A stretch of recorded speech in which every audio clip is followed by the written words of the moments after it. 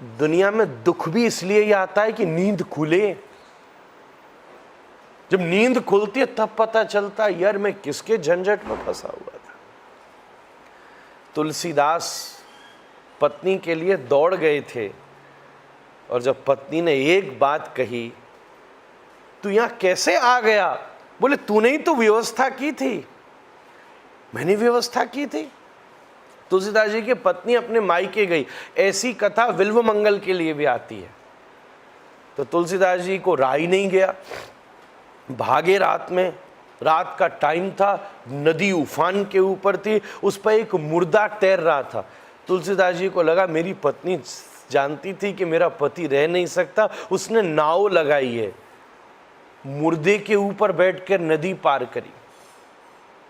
घर पहुंचा, रात का टाइम था, मेन गेट से जा नहीं सकता था, तो मालूम था पत्नी का बेडरूम कौन सा है। वहां देखा तो वहां एक सर्प लटका हुआ था। उनको लगा वाह, मेरी पत्नी ने मैं आऊंगा इसलिए रस्सी लटका रखी है, सांप को पकड़ करके, और इतनी कोमल रेशम की रस्सी। पत्नी देखकर चौंक गई, तुलसीदास तुम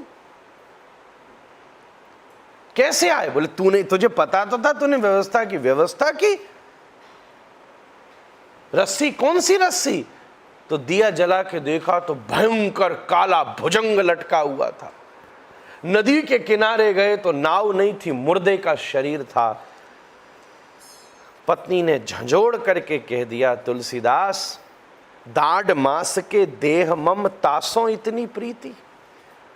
ये रक्त मांस और मज्जा से भरे हुए शरीर से इतना प्रेम, और इसके प्रेम में तूने ये नदी पार कर ली। अरे अगर इतना प्रेम राम से कर लिया होता तो भवसागर पार कर लेता। ता प्रीति यदि रामेशात भव भीति विनश्यति। तुलसीदास स्तब्ध रह गए, दिया जल गया।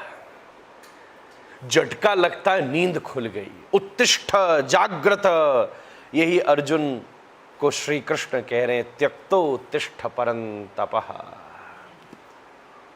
तुलसीदास जग गए, और ऐसे जगे, जब दिया जलता है तो कितने भी दियों को जला देता है। फिर ऐसे जले कि रामचरितमानस जैसा दीप प्रज्वलित कर दिया, और जिस दिए से अपनी बत्ती जोड़ करके दुनिया में कितने लोगों ने अपनी भी दिए जला लिए।